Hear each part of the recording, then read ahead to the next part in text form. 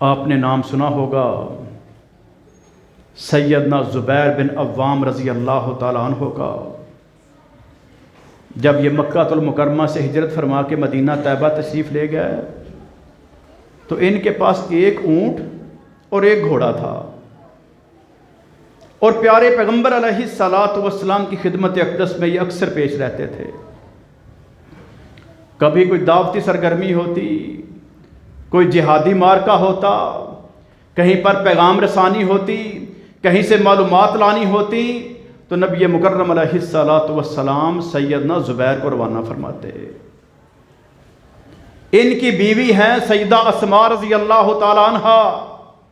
جو سیدنا صدیق اکبر رضی اللہ تعالیٰ عنہ کی صاحبزادی ہیں۔ وہ اتنی بہادر تھیں، چھوٹا سا گھر تھا،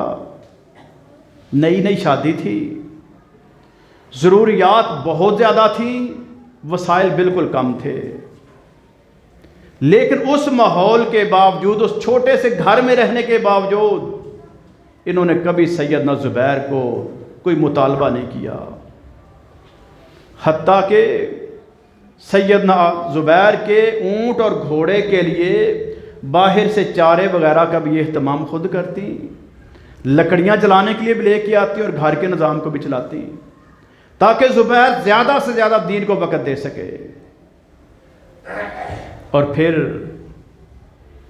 اللہ رب العالمین کو بیٹا عطا کیا، عبداللہ، جس کا تذکرہ پچھلے جمعے میں ہو چکا ہے۔ اس بیٹے کی اتنی شاندار تربیت کی کہ یہ بچہ مدینے کا واحد ہے، اور شاید پورے اسلام کی تاریخ میں اس دور سے لے کے آج تک اگر یہ کہا جائے کہ یہ بے مثال ہے تو شاید یہ غلط نہیں ہے۔ یہ 100 زبانوں کا ماہر تھا، 100 زبانوں کا، قرآن کا حافظ، مفسر، عالم دین، بہت بڑا مجتہد، جہاد کا سالار، بہت بڑا فقیہ، زبردست محدث، جتنی بھی خوبیاں دنیا میں شمار کی جا سکتی ہیں وہ ساری اللہ رب العالمین نے عبداللہ بن زبیر میں رکھ دی ہیں۔ پرورش کس نے کی ہے؟ سیدہ اسماء رضی اللہ تعالیٰ عنہ نے۔ ہماری عورتیں اور ہمارے مرد اپنی اپنی جگہ پہ بہانے بنا کے اولادوں کو برباد کر رہے ہیں۔ ماں کہتی ہے جی میرے پاس تو فرصت ہی نہیں ہے، صبح سحری میں لگی رہتی ہوں، شام کو جناب افطاری کے آدھا دن گزر جاتا ہے، تو اتنا مشقت والا کام بچوں کو کیسے ٹائم دوں؟ سکول میں بھیج دیے بس ٹھیک ہے، بڑا اچھا ٹیوٹر لگا دیا ہے، قاری صاحب آتے ہیں پڑھا کے چلے جاتے ہیں، فیسیں اچھی دے رہے ہیں، کتابیں اچھی دے رہے ہیں، بیگ بڑا قیمتی ہے، یونیفارم بڑا زبردست ہے۔ نہیں محترم بھائیو، یہ ظلم ہے۔ جب تک ماں اور باپ اپنی اولاد کو ٹائم نہیں دیں گے کامیاب نہیں ہو سکتے۔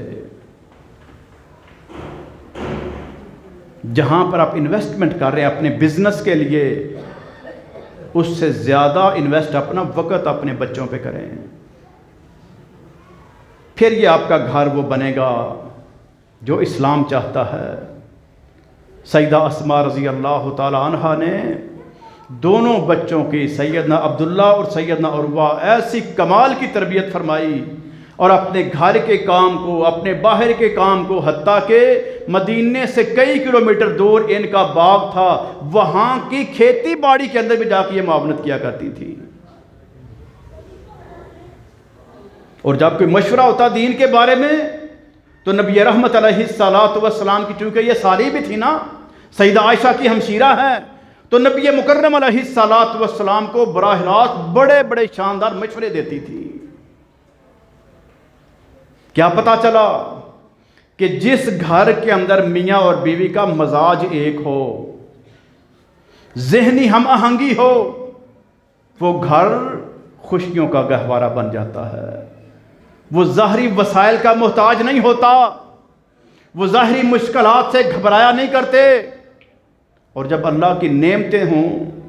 آسائشات ہوں، بعد میں ان کو اللہ نے مال غنیمت دیا، بہت زبردست ان کو اموال ملے، پھر بھی انہوں نے اپنی پوزیشن کو چینج نہیں کیا۔ جیسے بعض لوگوں کے پاس پیسہ آ جائے نا دماغ خراب ہو جاتا ہے، نو دولتیے کیا کرتے ہیں؟ اکثر آپ معاشروں میں دیکھتے ہیں، بجائے اس کے کہ اللہ کا شکر ادا کیا جائے کہ یا اللہ تو نے میری مشکلات کو دور کر دیا ہے، اب میں اپنے معاشرے کے ان لوگوں کی مشکلات کو دور کروں گا جس کنڈیشن میں پہلے ہوا کرتا تھا۔ جو بندہ اپنے مزاج کو اس انداز سے لے جاتا ہے، اس کا گھر پورے معاشرے کے لیے خیر و برکت کا سبب بنتا ہے، شر نہیں ہوتا اس میں، اور جو دوسروں کے لیے مفید نہیں ہوتا وہ شر کا مجموعہ بن جاتا ہے۔ اس کے گھر میں سے موسیقی کی آوازیں آئیں گی، اس کے گھر کی عورتیں بے پرد ہوں گی، ان کے بچے بدتمیز ہوں گے، بد لحاظ ہوں گے، بد اخلاق ہوں گے، اور آگے جا کے وہ نشے پہ لگیں گے، کوئی آئس پہ، کوئی کسی اور پہ۔ اور جو گھر دین کے قالب میں ڈھلا ہوتا ہے وہاں کے بچے بھی بہت شاندار ہوتے ہیں، معصوم ہونے کے باوجود جس سے بات کرتے ہیں اس سے ہاتھ ملاتے ہیں، حال چال پوچھتے ہیں، ادب کے ساتھ پیش آتے ہیں، کسی کو دیکھتے ہیں گلی میں چلتے ہوئے کہ یہ بیچارہ محتاج ہے، یہ بے کس ہے، بے بس ہے، اس سے چلا نہیں جاتا، اس کی معاونت کرتے ہیں، اس نے بوجھ اٹھایا ہے، اس کو اس کی منزل تک پہنچا دیتے ہیں۔ چھوٹے چھوٹے وہ کام کر کے اپنے رب کو راضی کرتے ہیں اور اپنے والدین کی عزت کو چار چاند لگا دیتے ہیں۔ اور جو اپنے مال میں گمراہ ہوتے ہیں، اپنے گھروں پہ تکبر کر بیٹھتے ہیں، ان کو اللہ تعالیٰ ایسا شعور ہی نہیں دیتا۔ وہ کیا کرتے ہیں؟ وہ پھر ہندوؤں کی نکالی کرتے ہیں۔ جیسے ہندو اپنی ہولی اور دیوالی پر چلتے ہوئے لوگوں پر رنگ پھینکتے ہیں، پانی پھینکتے ہیں، تنگ کرتے ہیں، ویسے پھر ان کے بچے لوگوں کو تنگ کرتے ہیں، اور وہ پھر ان کو بددعائیں بھی دیتا ہے، گالیاں بھی دیتا ہے، اور سب سے پہلے کہتا ہے ماں اس کی کوئی آگے سائن آف انٹروگیشن۔ اور اگر یہ بچے بااصول ہوں گے، تربیت یافتہ ہوں گے، مہذب ہوں گے، تو سب سے پہلے اس ماں کی تعریف ہوگی۔ اور جب ماں اور باپ اچھے انداز سے اپنے گھر کو چلائیں گے، وہ 1400 سال پہلے کا گھر کیوں نہ ہو، آج بھی جب بڑے سے بڑا عالم دین پوری دنیا کے ہر مسلک کا جب نام لیتا ہے تو نگاہوں کو جھکا لیتا ہے اور اپنے دل سے ان کے لیے دعا کرتا ہے کہ یا اللہ وہ جو تیرا بندہ امام مالک تھا، اس کی والدہ نے ان کی تربیت کر کے وقت کا اتنا بڑا امام بنایا تھا، یا اللہ وہ جو تیرا بہت بڑا بندہ اس دین کا خادم امام سفیان ثوری تھا، اس کی والدہ نے اس کی تربیت کی تھی، اور امام شافعی کے تو کیا کہنے، اس کی والدہ جو بیوہ تھی اپنا مکان جو ایک کمرے پہ مشتمل تھا مکہ مکرمہ میں، اس کو گروی پہ رکھا اور اپنے بیٹے کو مدینہ طیبہ تعلیم کے حصول کے لیے بھیجا۔ اور امام احمد بن حنبل رحمۃ اللہ علیہ چھوٹی سی عمر میں یتیم ہو گئے، والدہ تہجد کے وقت بیدار ہوتی، اپنے بیٹے کو بیدار کرتی کہ بیٹا تم میرے پاس نشانی ہو، ہم نے اس گھر میں سے صدقہ جاریہ بنانا ہے، تمہارے باپ کو راحت ملنی چاہیے، سکون ملنا چاہیے، اجر ملنا چاہیے، ان کے درجات بلند ہونے چاہیے، اٹھو اپنے رب کی عبادت کریں۔ تہجد پڑھتے، اس کے بعد خود اپنے بیٹے کی انگلی پکڑ کے قریبی مسجد میں لے کے جاتی، جماعت کے ساتھ وہ بیٹا نماز پڑھتا، نماز کے بعد اپنے بیٹے کو لے کے پھر گھر آتی، سردی ہو، گرمی ہو، بارش ہو، آندھی ہو، طوفان ہو، امام احمد بن حنبل رحمۃ اللہ علیہ کی والدہ نے یہ ڈیوٹی دی ہے۔ ایسے نہیں انہوں نے کام کیے۔ او اللہ کے بندو، جتنے وسائل آج اللہ نے ہمیں دیے، جتنے شاندار گھر ہمیں دیے، جتنی بہترین نعمتیں اور سہولتیں ہمیں عطا کر دیں، اگر ہم دین کا کام کرنا چاہیں تو ہم بڑا بہترین کر سکتے ہیں، لیکن توجہ ہی کوئی نہیں، گھروں کا ماحول نہیں بنایا جا رہا۔ گھروں میں لائبریری بنائیں، قرآن مجید کی تفاسیر اور تراجم رکھیں، احادیث مبارکہ کی کتب رکھیں، اسلاف کی ہسٹری رکھیں، اس کے مطابق اپنے بچوں کا کریکٹر بنانا شروع کریں، دیکھنا اللہ تعالیٰ گھر کو کیسا شاندار گھر بنا دیتا ہے۔